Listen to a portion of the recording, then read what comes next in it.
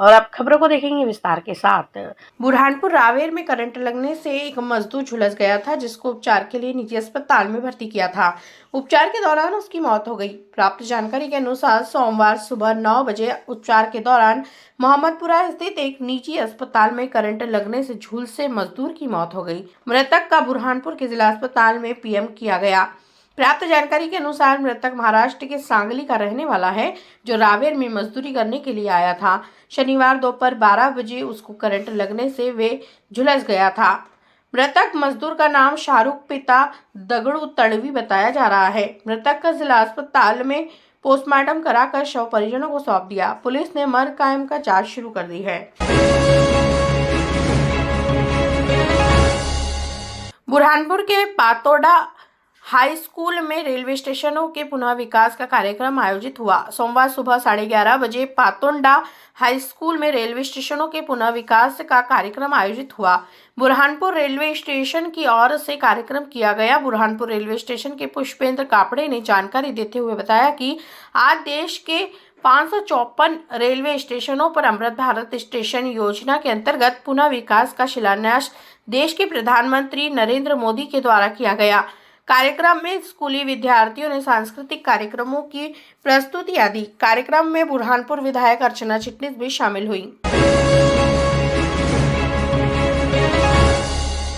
बुरहानपुर जिले में 27 फरवरी से कक्षा दूसरी, तीसरी और 8वीं, 7वीं की परीक्षाएं आयोजित होना है, जिसको लेकर जिला शिक्षा विभाग ने तैयारियां शुरू कर दी है। भोपाल से प्राप्त हुए प्रश्न पत्र का आज वितरण किया गया। जिला शिक्षा विभाग के राजेश साल्वे ने जानकारी देते हुए बताया कि प्रश्न पत्र प्राप्त होने के बाद अब स्कूलों के शिक्षकों को प्रश्न पत्र दिए जा रहे हैं। तीसरी, चौथी और 6वीं, 7वीं की परीक्षा 27 फरवरी से शुरू होने वाली है, जिसको लेकर भोपाल से प्राप्त हुए प्रश्न पत्रों का आज जिला शिक्षा केंद्र से वितरण किया गया।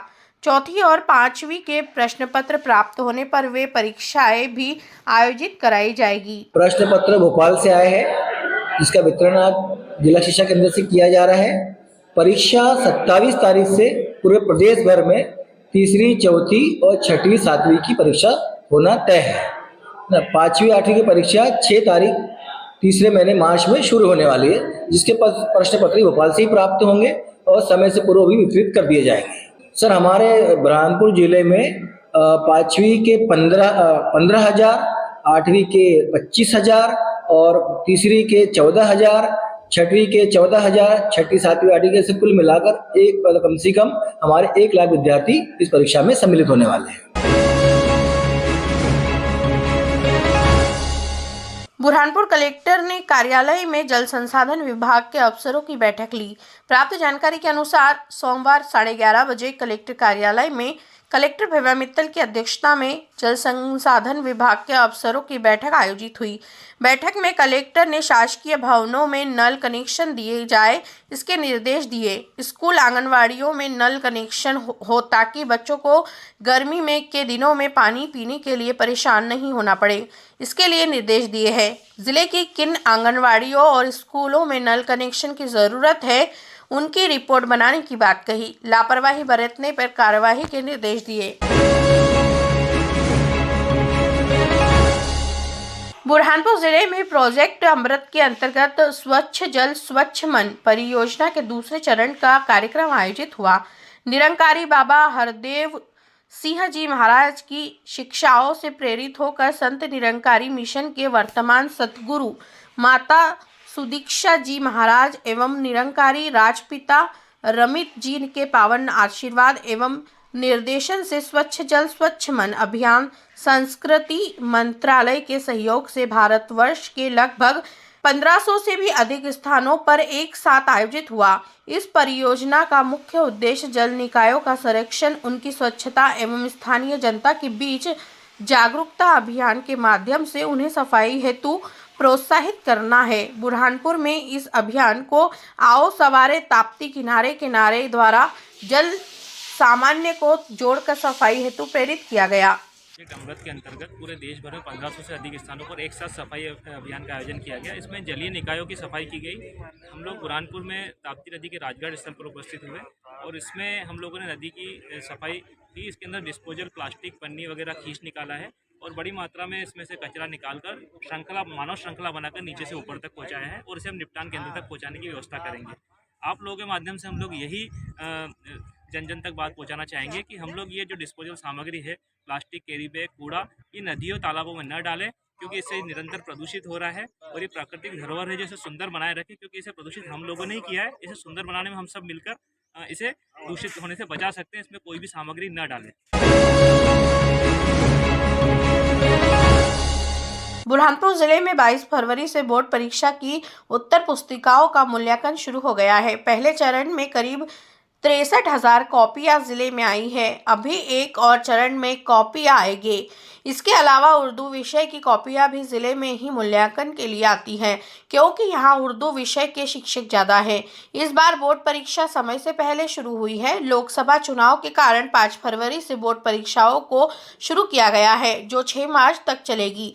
पहले चरण में जिले में बोर्ड की कक्षा 10वीं और 12वीं की। इसके लिए अभी 150 शिक्षकों को मूल्यांकनकर्ता बनाया है। मूल्यांकन की निगरानी के लिए सीसीटीवी फुटेज कैमरे भी लगाए गए हैं, ताकि किसी तरह की गड़बड़ी ना हो। मूल्यांकन का काम शासकीय सुभाष उत्कृष्ट विद्यालय में चल रहा है। बोर्ड की हाई स्कूल की 34,200 कॉपियां और हिंदी विषय की 18,000, संस्कृत की 16,200 कॉपियां आई है। एमपी बोर्ड ने मूल्यांकन कार्य करने वाले शिक्षकों को एक कॉपी की जांच करने पर 3 रुपए की बढ़ोतरी हुई है। कक्षा 10वीं की कॉपी पर 15 रुपए और कक्षा 12वीं की कॉपी जांचने पर 16 रुपए मिलेंगे।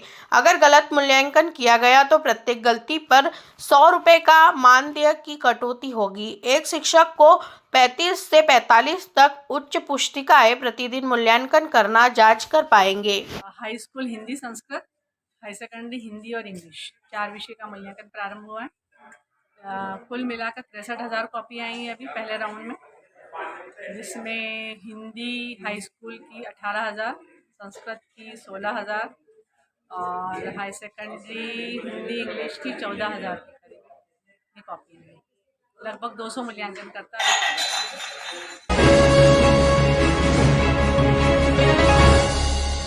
बुरहानपुर के निमोला उतावली नदी में ट्रक पलट गया, जिसके चालक परिचालक दबने पर घायल हो गए।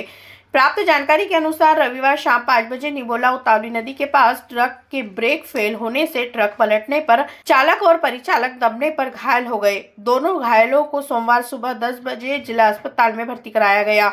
लोहार मंडी निवासी चालक शमसुद्दीन पिता कुतुबुद्दीन और परिचालक मोमिनपुरा निवासी आजम खान पिता अहमद खान दोनों को अस्पताल में भर्ती किया है, जहां पर डॉक्टरों की टीम दोनों घायलों का उपचार कर रही है। निमोला से ट्रक में बॉयलर का सामान भरकर गुजरात के दमन जा रहे थे, तब यहां हादसा हुआ।